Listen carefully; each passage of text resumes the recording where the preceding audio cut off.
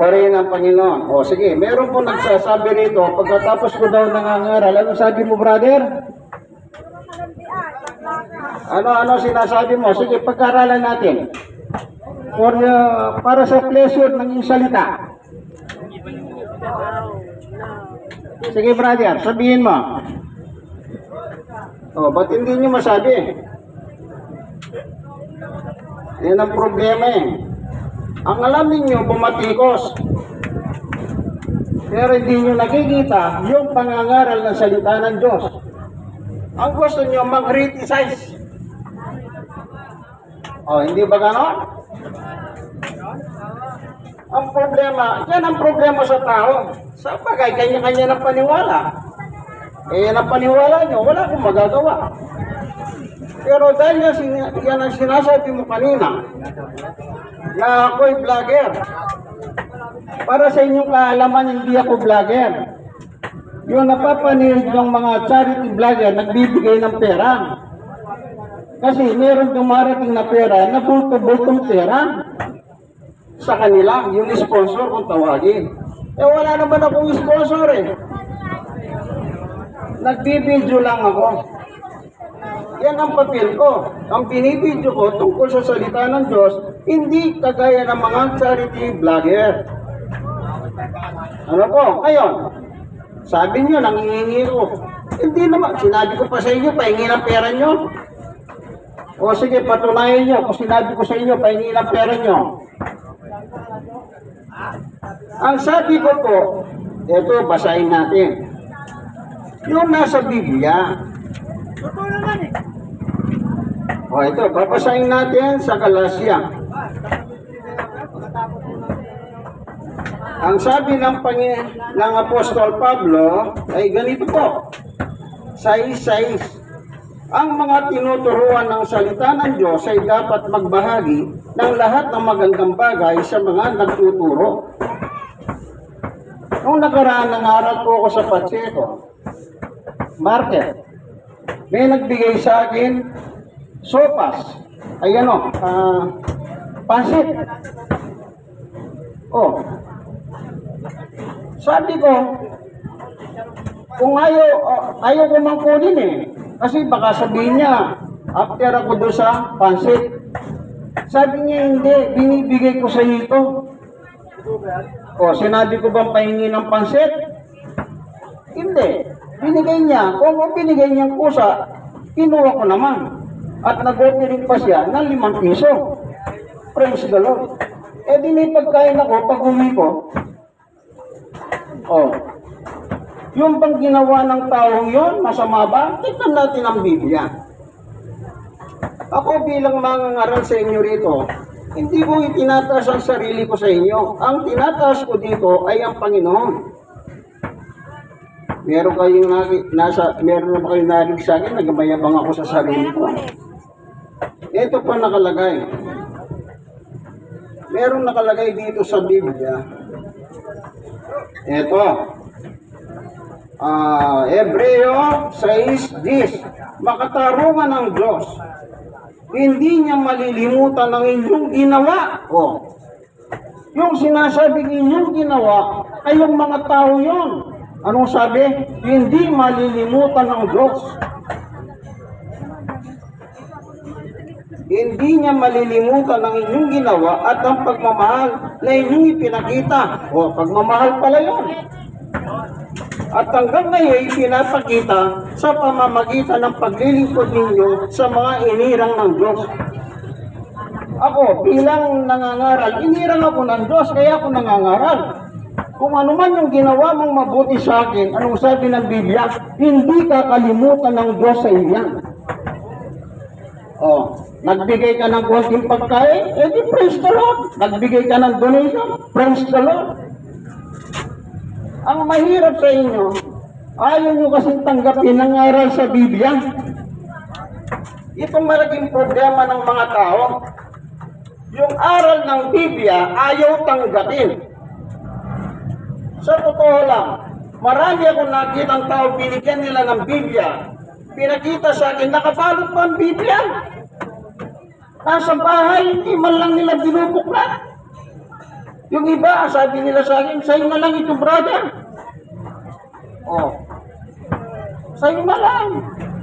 Anong ginagawa ko? Di kinukuha ko, pinamimigay ko.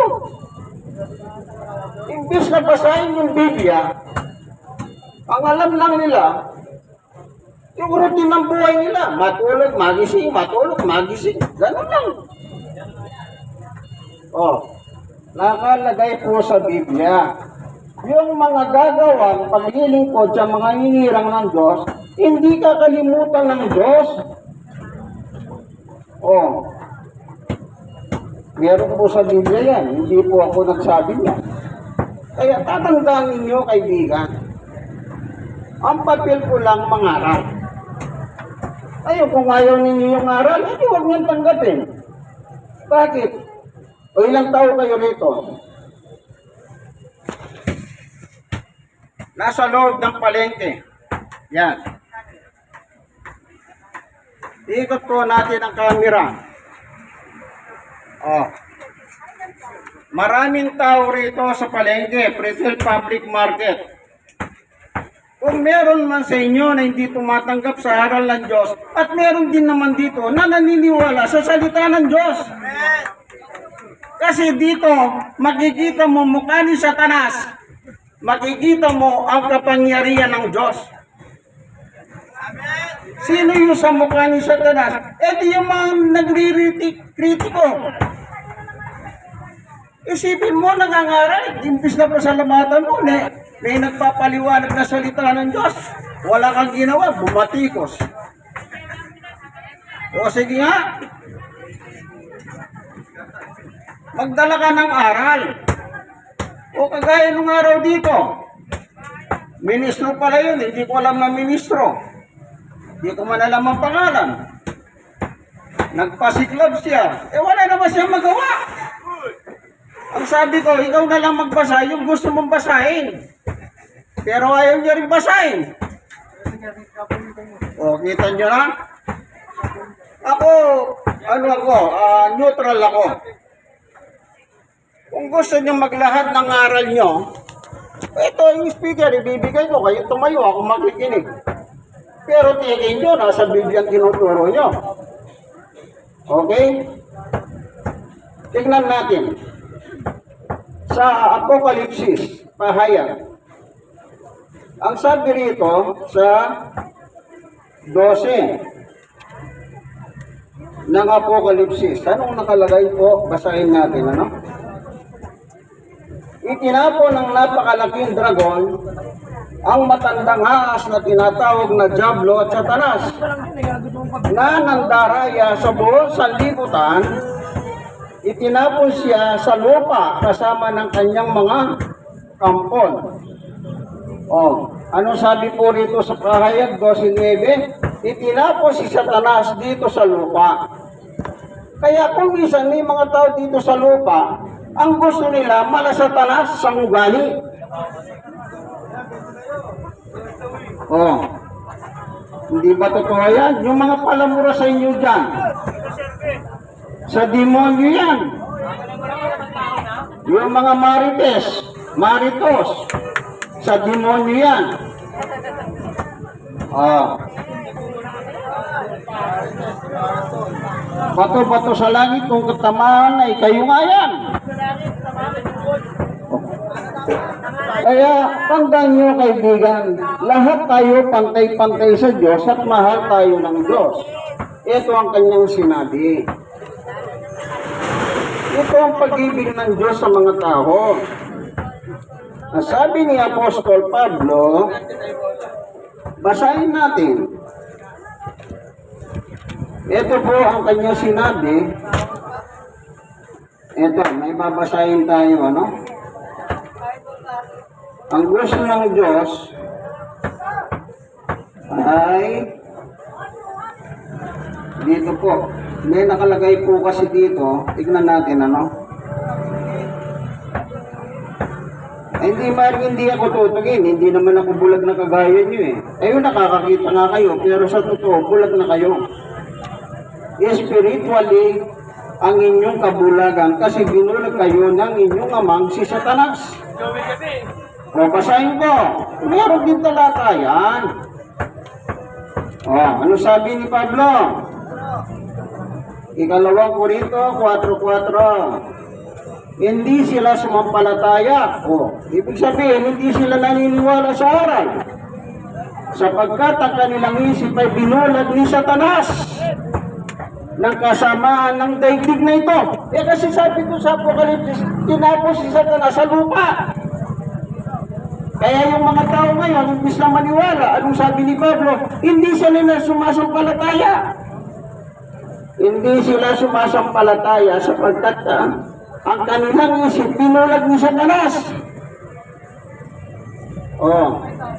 Ng Diyos ng kasamahan sa daigdig na ito upang hindi nila makita ang liwanag ng magandang balita o salita ng Diyos tungkol sa kalwalatian ni Kristo na siyang larawan ng Diyos. Kaibigan, hanggat hindi mo sinusuko ang buhay mo kay Jesus, mananatiling nasa kadiliman ka. Nakakakita ka nga, pero spiritually blind ang kalagayan mo. Kasi kung nasa tama kang liwanag, di dapat nag-praise the Lord ka. Diba? Pero hindi.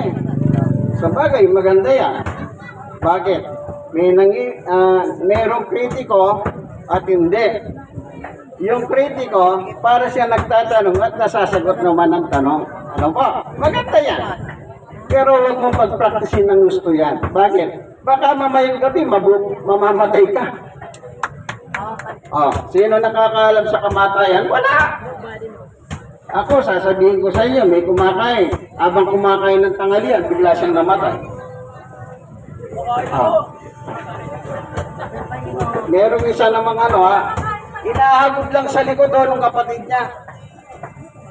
Agurin mo nga yung likod ko, sabi niya. Inahagod ng kapatid niya. Hindi niya alam pala habang inahagod niya, wala na palang buhay. Kaya yung kamatayan, hindi natin alam kung kailan darating yan. Parang magnanakaw. Yan.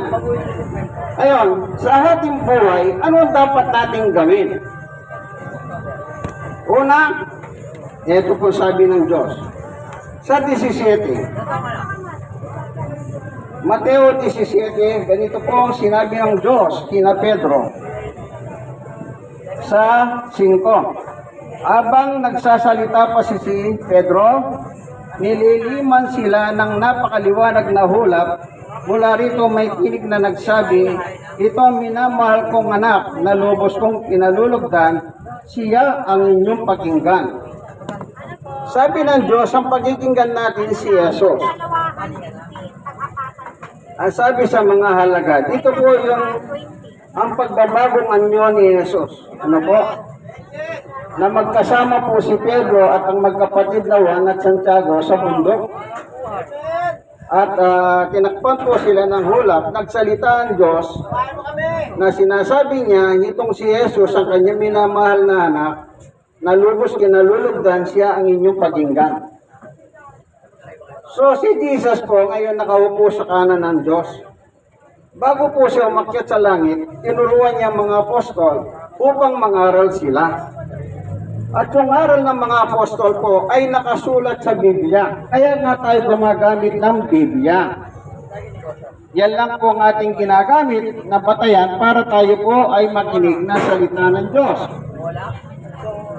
Kaya sa iyong pagkikinig sa salita ng Diyos, meron sinabi si Apostol Pablo. Tingnan po natin ang sulat niya. Ito po Unang Timoteo 4:16. Sabi niya kay Timoteo, pakaingatan mo ang iyong sarili at ang iyong pagtuturo, patuloy mong gawin ang mga ito, sapagkat sa ginagawa mo nito ay maliligtas ka pati na ang nakikinig sa iyo. Amen. Yung palang kaligtasan, pinagkakaloob ng Diyos sa nagtuturo at saka sa mga nakikinig sa Kanya. Ano po? Agaya kayo. nangangaral ako, nakikinig kayo, kung mamatay kayo mamaya, pupunta po kayo sa kaligtasan. Yan ang sinasabi ni Apostol Pablo. Hindi lang ang iyong sarili ang ililigtas mo, pati ang mga nakikinig sa iyo. Ngayon, imbis na makinig ka, wala kang ginawa kundi bumatikos. Ay, ewan ko. Ewan ko sa iyo. Sabi pa ni Jesus, sa iyong pagkikinig na salita ng Diyos dito sa 1:63. Ito pa po ang sinabi ni Jesus Christ. Ang Espiritu ang nagbibigay buhay, hindi ito magagawa ng laman. Ang mga salitang sinabi ko sa inyo ay Espiritu at ito ang nagbibigay buhay. Ano daw po ang salita ng Panginoon? Nagbibigay buhay. Siyempre, ang pangangaralan mo, yung mga tao, buhay. Kagaya rito sa palengke, mga tao buhay ko. Hindi sila mga nakalibing sa simenteryo. Pero dalawa kalagayan ng tao. Meron pong talagang mulat sa salita ng Diyos, meron naman bulag sa salita ng Diyos. Kaya sabi ni Pablo, binulag sila ni Satanas ng Diyos ng kasamahang ito sa mundong ito. Yung mga tao, kaya hindi nila makita ang liwanag ng salita ng Panginoon. Amen? Kaya tatandaan niyo po, sabi ko nga po sa inyo kanina pa, pagpunta pa lang dito, magbuhat po doon sa kalsada na habang papasok, sinasabi ko, lahat ng tao mamamatay.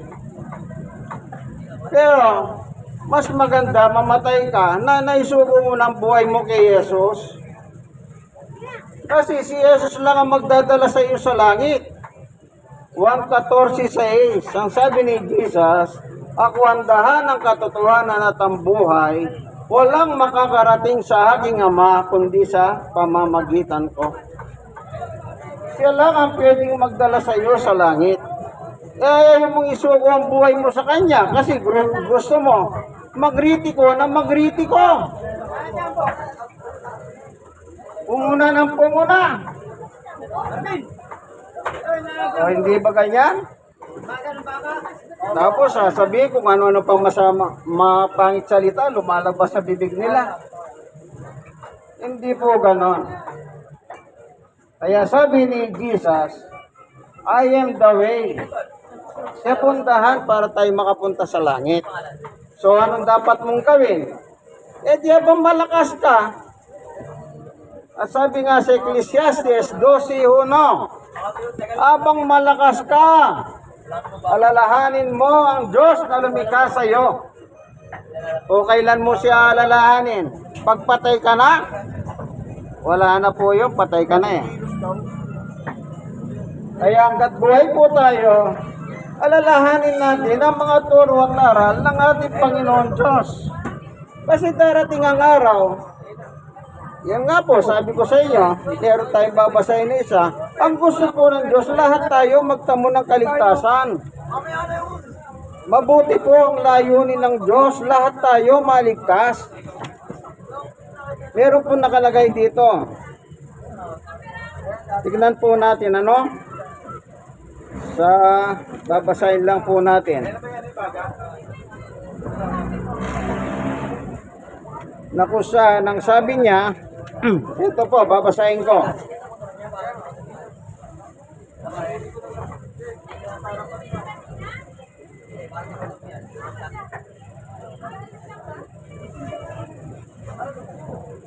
Tignan po natin, yung sinabi ni Apostol Pablo na lahat ng tao, ang gusto ng Diyos ay magtamo ng kaligtasan. Ibig sabihin, ayaw niyang mapahamak ang mga tao. Ito po, unang Timoteo chapter 2. Dito po sa 3. Ito ang mabuti at nakalulugod sa Diyos na ating tagapagligtas. Sa 4, ibig niya ang lahat ng tao maligtas at makahalam ng katotohanan ito. bago mo matatamo ang kaligtasan,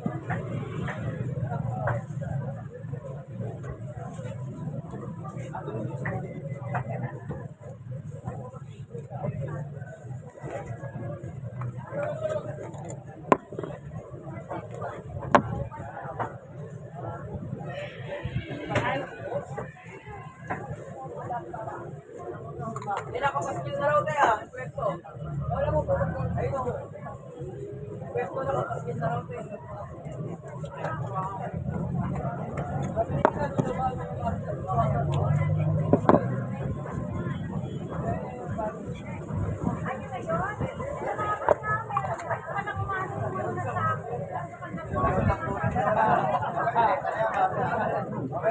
wala. Maliwanag po anong gusto ng Diyos. Lahat ng tao mga ligtas. Pero, ang una munang gagawin, malaman mo yung katotohanan. Ano ba yung katotohanan? Salita ng Diyos. Kasi hindi pwedeng maligtas ka nang wala kang marinig na salita ng Diyos. Kasi sa iyong pakikinig, doon mo matatamo ang pananampalataya. Ito po, sa Roma 10:17. Anong sabi? Kaya't ang pananampalataya ay bunga ng pakikinig at ang pakikinig naman ay bunga ng pangangaral tungkol kay Kristo. Kaya nangangaral po ako about Jesus Christ. Kailangan yan munang malaman mo yung tungkol kay Jesus. Hindi pwede yung ura-ura na gusto mo sa langit. Ay, di mo pwedeng ganon. Magiging mali na yung bibigyan sa gusto mo. Ang sabi ni Pablo, kailangan malaman mo muna ang katotohanan ito. Yung salita ng Diyos. At doon magkakaroon ka ng pananampalataya sa Kanya. Yun ang magiging susi. Pagka namatay ka, ang sabi ni Jesus, I am the way. Yan. Doon niya i-apply ngayon yung pagliligtas. Pero kung ayaw mo makinig, ano mangyayari? Wala. Wala kang pananampalataya. Ang magiging dating mo ngayon, si Satanas ang tatay mo. Ikalawang Korinto 4:4. Kasi sinara mo na yung isip mo binulag kasi ni Satanas. Oh. Pero pag isuko mo kay Jesus ang iyong buhay, bibigyan kanyang tamang unawa. Kaya ayaw mong isuko, kaya ang ginagawa mo pag nandito ko, una ng puna, salita na salita na kung ano-ano. Oh. Basahin ko. Bibigyan ba tayo ng unawa ni Jesus? Ito. Unang 5:20. Nalalaman nating naparito na ang anak ng Diyos at binigyan tayo ng pangunawa upang makilala natin ang tunay na Diyos at tayo nasa tunay na Diyos sa kanyang anak na si Jesus. Siya ang tunay na Diyos at walang hanggan, buhay na walang hanggan. O ano sabi ni Juan? Pagdating ni Jesus, bibigyan kanyang unawa. Ayaw mong tanggapin si Jesus, kaya wala kang unawa sa tamang aral. Ano sinasabi mo? Hindi ako naniniwala dyan. Hindi ba? Nung nakaraan, sabi niyo, hindi kayo naniniwala. Ano sabi ko sa inyo? Sige, pag nagkasakit kayo, may problema kayo, huwag kayong tatawag sa Diyos, ha? Total, di pala kayo naniniwala, patibahin ninyo na malakas si Satanas kaysa sa Diyos. Oh, baka alam nyo po, nakakatuwa dito, ano? Masayang masaya ako nangangaral sa mga ganito. Bakit? May kritiko na criticize. Ano? Yan. Salamat kung sakali dumating ang panahon bago kayo mamatay. Halimbawa, nagkasakit kayong malupa. Alam nyo, mamamatay na kayo.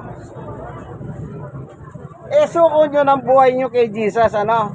Pero ito lang ang sinasabi ko sa inyo. Meron kasi namamatay ng bangungot. Paano ka pa makakapag-repentance niyan kung nabangungot ka? Wala na. Eh paglabas mo lang dyan, nasagasaan ka. Patay ka. Paano ka pa makapagsisisi? Oh, hindi lang. Kita nyo po, yung aksidente, walang ano yan eh. Walang pinipiling oras. walang pinipiling oras, sabi ni brother. Oh, yung kumakain ng bolot. Bumili lang ng bolot sa magbabolot sa may poste nang may ilaw. Nang igupin niya po yung sabaw ng bolot ng ganon, pag ganyan niya, namatay. Isipin niya, inigop niya lang yung sabaw ng bolot, namatay siya.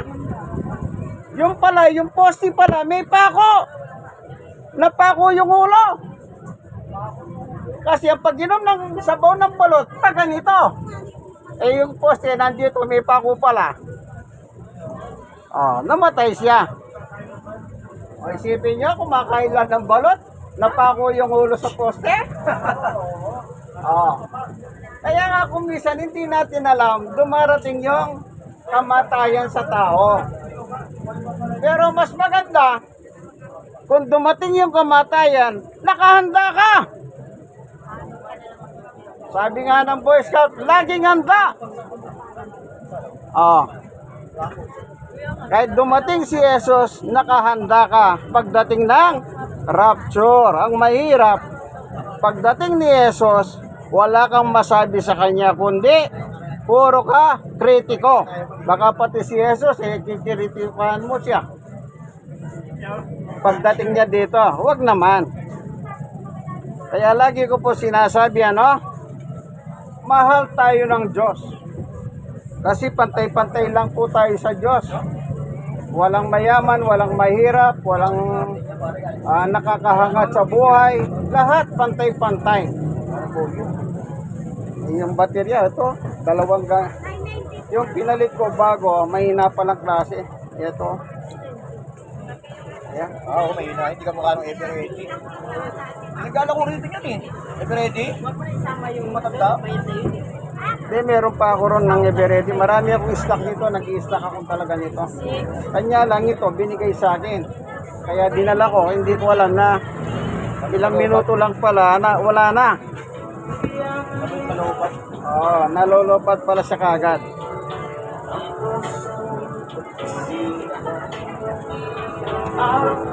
Hello.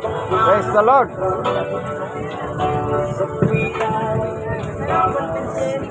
Kaya tatandaan po natin na tayo po'y malakas.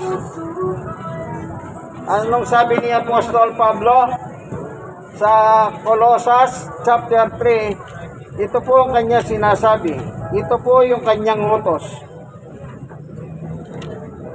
Tignan po natin.